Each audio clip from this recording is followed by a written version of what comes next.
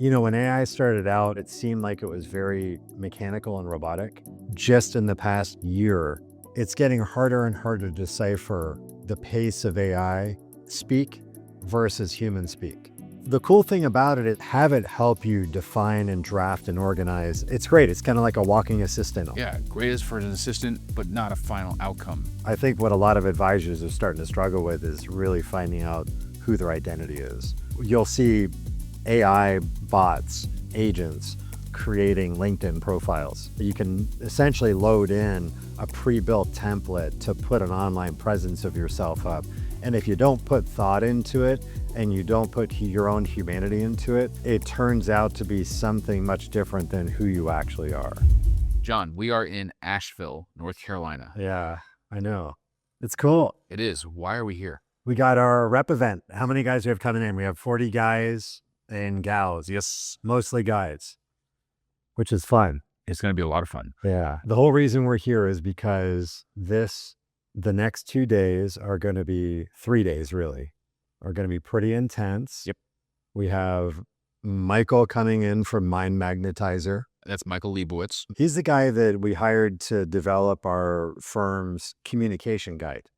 So anytime I'm creating content or I'm trying to figure out, am I saying the right thing in the tone that we feel like we need to be presenting our story? I can run that. I do use AI a bit through ChatGPT and Grok and Claude and a number of others. If I have a marketing message or a market content piece, I'll run it through and I'll say, does this fit with our communication guide? And then it either beats me across the head and says, no, you're an idiot, start over, or yeah, that's good, and let's move. Right on.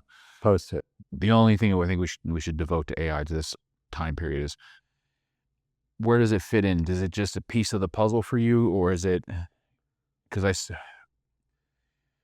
it's gotten to the point where you can spot something that is written by an artificial intelligence. It's scary. It's when AI started out, it seemed like it was very mechanical and robotic. Just in the past year, it's starting to seem like it's getting harder and harder to decipher the pace of AI speak versus human speak. It's getting harder and harder because what's happening is these systems are learning, and as you're teaching it to be able to speak in your pace. The cool thing about it is, like, if you have a very run-on sentence thought, which you and I both have a lot, just get your thought out there to it and have it help you define and draft and organize. And it's great. It's kind of like a walking assistant almost. Yes. Yeah. Great as for an assistant, but not a final outcome. The cool thing about the AI is the ability to be able to organize thoughts very effectively and to communicate in a way that resonates much faster with people. I'm afraid that leaning too much into it will start to destroy our mental ability to be able to put thoughts together. Well, funny you say that. And now for something completely different. There's a custodian platform that just stated, if you have less than $1 million, you no longer have the privilege of interfacing with an actual person. A custodian said that? Yes. Oh, wow. You, Mr. and Mrs. Investor, I'm sorry, your $800,000 that you have saved up over a lifetime of hard work, dedication, and sacrifices. It's no small feat of what it took to get this $800,000. However, because it's only $800,000, I could get fired for talking to you right now. So you're going to have to go back in line and then go talk to the AI people, which is just a machine, but they're people. But yeah, that's what's where we're at with AI now. Well, I'm also starting to see these videos that are popping up of AI avatars of people who are loading in language. The more I look at that, the more I'm like, we really just need to go do content that it feels more real. Yeah. And I don't know what that means. I mean, it's sometimes the quirky stuff, it's a screwing up. Maybe we get out in the woods with a system that we have set up and we do some crazy stuff in the meantime that AI could never think of doing. Or no, I don't know, but it's just a matter of having the humanity. At the end of the day, remember we're sitting at lunch at Hardee's and I ran the question And I was like, is AI going to replace advisors, financial advisors? And I hearken back to the robo-advisor era, 10 plus years ago, when that all started up. And it did impact the industry a bit, but it was very clear that it had said, the response was, it's not going to take away the human relationship. Well, done. Yeah. And it said yet. Very interesting how that goes. So good, bad, right, wrong.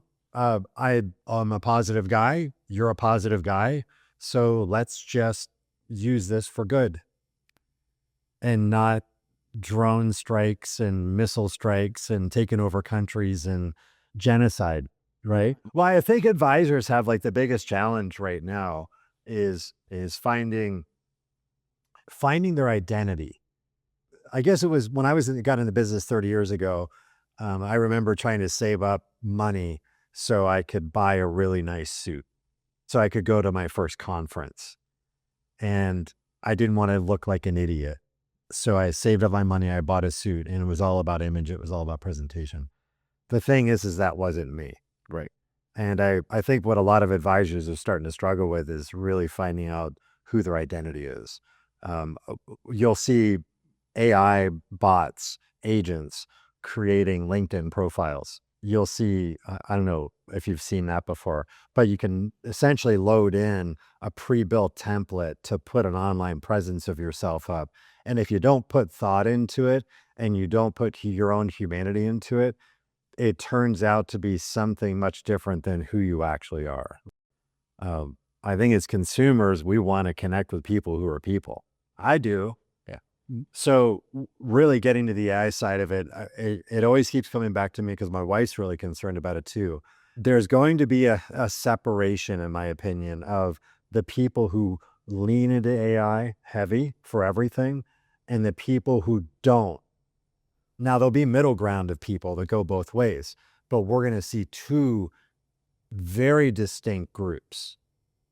The people who don't want it at all are going to be obvious in the society. The people who lean into it really, really hard, they're going to be super obvious in society. So Harlan Williams, are you familiar with it? Nope. Dude, Harlan, he's a comedian,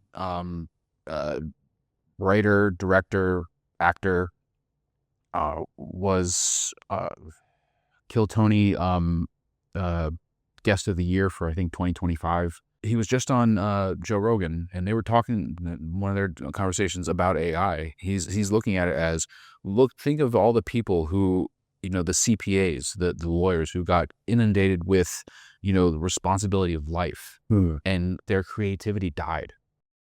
So he's looking at it as this AI that's coming out is giving people the ability to create and be creative again. It's a different level. It's a different form of creativity. But it's giving him the access to, instead of needing, a multi-million-dollar studio to animate a movie for him that he's written, he can do it for a couple $1,000s using AI. Which is beautiful. To allow someone that needed those expensive tools to be able to enter the place and just go. Right. For instance, our setup that we have for our cameras today Yes. is their iPhone 15 Pro Maxes that we got off Amazon. And we got the software set up with the Blackmagic camera on compact tripods, DJI microphones, nothing fancy. We've got that at the other studio down in Florida, RE20s and the big setup. But this is a pretty simple system. And this is the first time we're running it, but I think it's going to look really great. This is what goes to tell. It goes to show you. This is the entry. It doesn't need to be expensive to be able to do. Right. It also brings up another whole thing. If you get caught in that loop of chasing perfection, it is a loop that will kill all of your momentum. I think it goes back to what those life lessons. I know exactly what you're talking about. We're not going to go there. It's the life lesson of you can over prepare. The idea is just start. Gary on, YouTube, Gary, I call him. I don't even know, Gary V. He's just like, you just have to start creating. If you want to be a YouTube creator, if you want to get videos out there, if you want to be out there with a product or a concept or an idea, don't overcomplicate it. Just start doing. Correct. And I've got what I have and I haven't showed you yet is a very simple system for advisors to start their own YouTube stuff using everything that they already have: iPhone, a simple light, and a monitor that's a magnet monitor that goes on the back of their iPhone, a little tiny stand. You can create so much content with that. Now there's levels up that you can obviously go. The sky's the limit as far as that goes. But at the end of the day, you get these super highly polished presentations. Do people really care about that? They want good audio, they want halfway decent video, and they want really good content to be able to talk about. Mhm. It isn't it doesn't need to be the polished cinematographic movie. And the majority of the content I see as reels on Facebook now is beef footage, which is not even what the actual person's talking about, but it's just beef footage of somebody, doing folding laundry. Let's call that. There's beef footage of somebody folding some laundry. And then the point of the entire video is just laid out in text. Well, the disturbing part about B footage in a lot of the videos today is that they're relying on Descript and all the a lot of the different AI driven editing softwares that bring in B-roll that's also AI. And it's really disturbing, and it's not human. It's Yeah. not there's no soul to it, and you can feel that. Right? We'll get into the music side in a minute because I know we want to go there of what we saw just last week of what we're doing. But this life has to be about connecting with people as we are. And I'm hoping that our editing company that edits this doesn't chop the shit out of it and knock out all the ahs and ums that we have and all the pauses, because the pauses and the silence, it's sometimes the most important part. Especially when you're in the business of dealing with souls. Yeah. As a young advisor, I'm in my sixth year with the in the industry. Sixth year. Yeah, this is my sixth year. In fact, It's new. That's pretty new. Yeah. What I think that has led to the successful moments in building this practice so far is leaning into you're dealing with souls, not money. I have a client that he's a little risk adverse. He needs to be able to say it. Hold on 1 second. This will get cut. You got a phone call. Hey, JB. Jason, bro. Hey, you submitted that one-time ACH contribution for Sherlock Holmes? You need me to submit it again? No, they're having problems discerning the account number, and it looks to be a different account from when they originally made the deposit on the previous deposit. So I tried to look at that, and it definitely is a different bank account that they're listing on the newer form than what was provided in a void check format on the original one. Yeah, it was. I noticed that as well. So I guess hit that as a NIGO, and then I'll get back to Jeff tomorrow. Yeah, I mean, I could try and make a guess, or we could look at the form, but you couldn't. Yeah, no, I'll reach out to Jeff and get him to restate the number for me, and then we'll resubmit. We can do, yeah. Otherwise, I'd hate to do it and find out it was a wrong digit. So Yeah, now it. Perfect. Excellent, brother. thanks, sir. Yeah, bye-bye. Bye. And I hope that gets left in, because at the end of the day, this whole business is about servicing clients at the highest level. Yeah. It's about servicing people. It's about making sure that shit gets done, that we're there for everyone, that we're doing what we need to do, and we have their back. We're watching out. That's a great example of it. I mean, you get a phone call in the middle of a podcast, and it's a service work for a client of yours that you have to make sure you get a distribution out for. So, right. Well, no, this one's not a distribution for. This is a company that they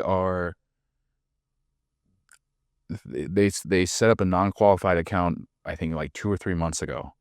And I said, cool, put them into the works, put them right into AMP, and, according to the risk profile that they filled out and everything.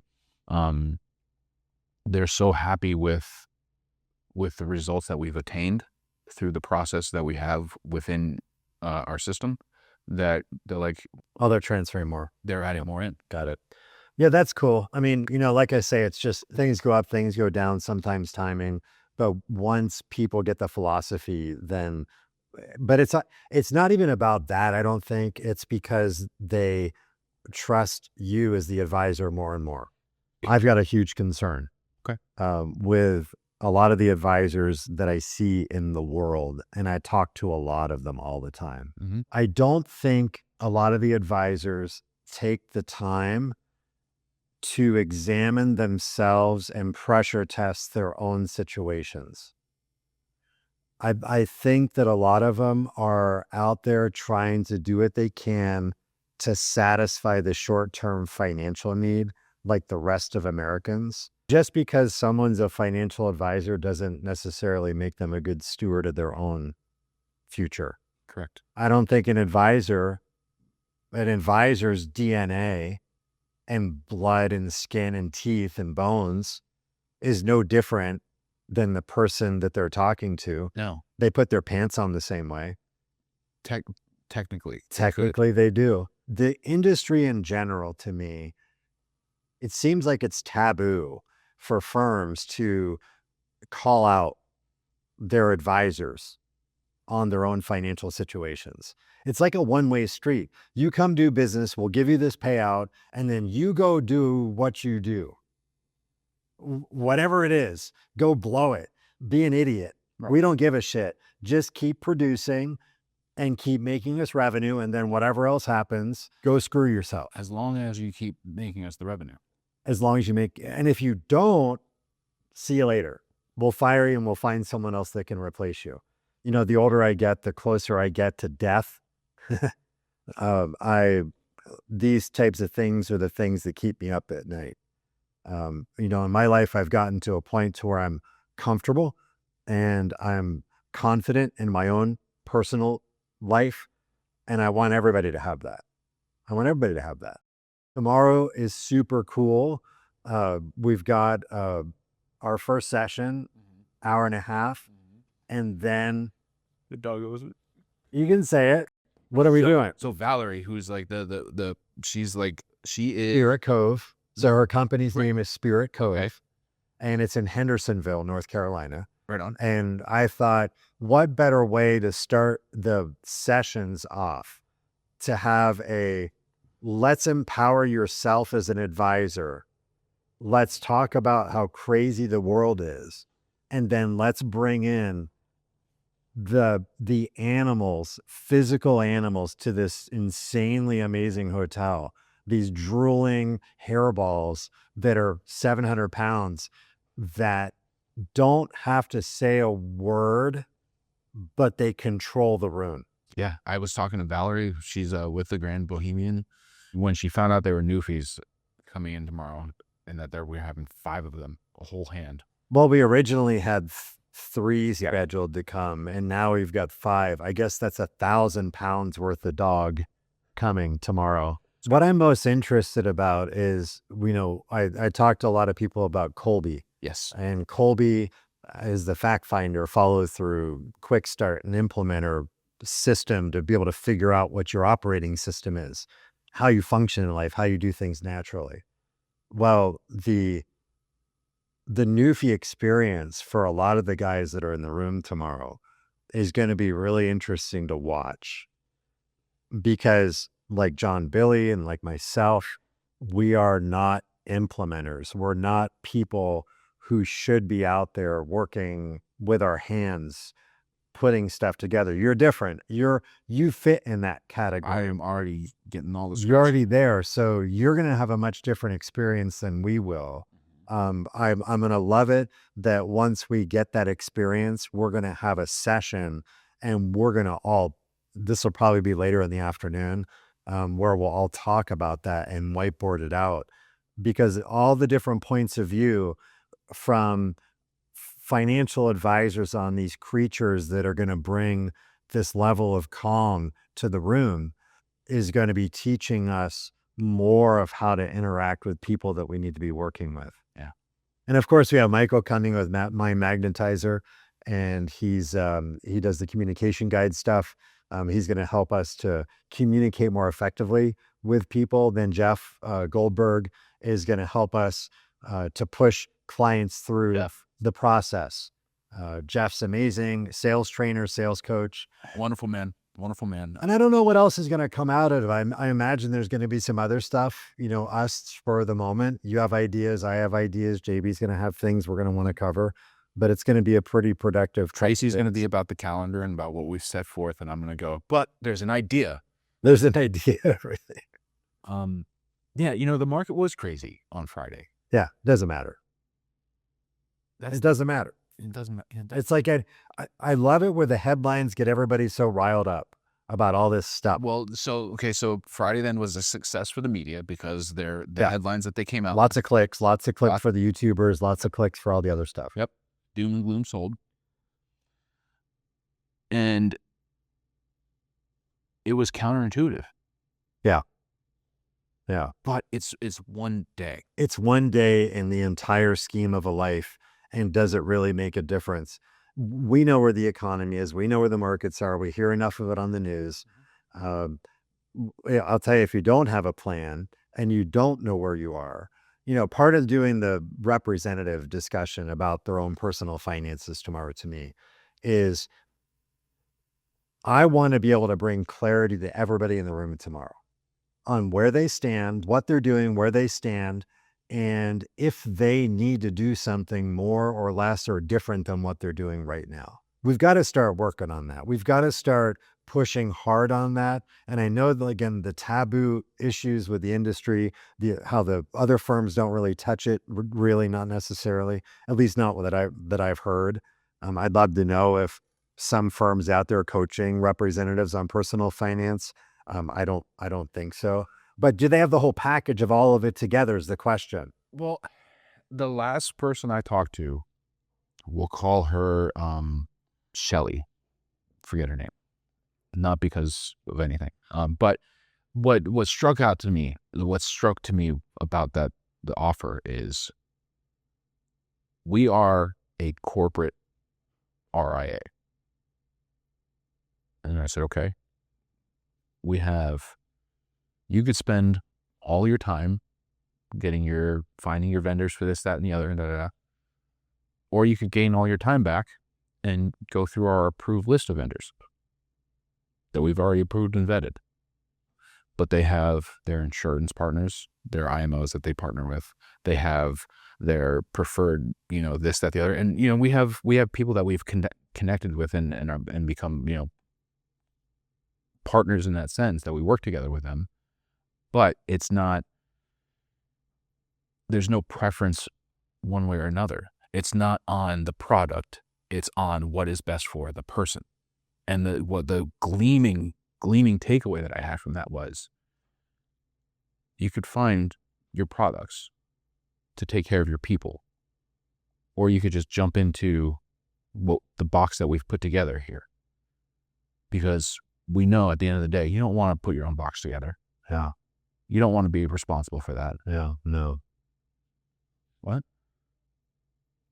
You don't want to have a say in how you just bought a new car, a newish car to you. Yeah. And what was the first thing you did? You personalized it for you. Of course. Yeah. I just did the same thing with my car by replacing the radio. Yeah. And the speakers in the car, because it's something that is meaningful to me that may not fit in that box. It may not be for everybody. An upgraded sound system for me as a musician is pretty spectacular. Whereas, a quiet ride for somebody who likes as a passenger person and likes to read in the quiet, they're going to want, a Tesla tires and Bose, earphones. Yeah. So it doesn't matter what the product is. Yeah, and kind of expanding on your thought, my drive is all coming back to that personalized experience, not just for today, but for 20 and 30 years from now, what it's going to look like. Right.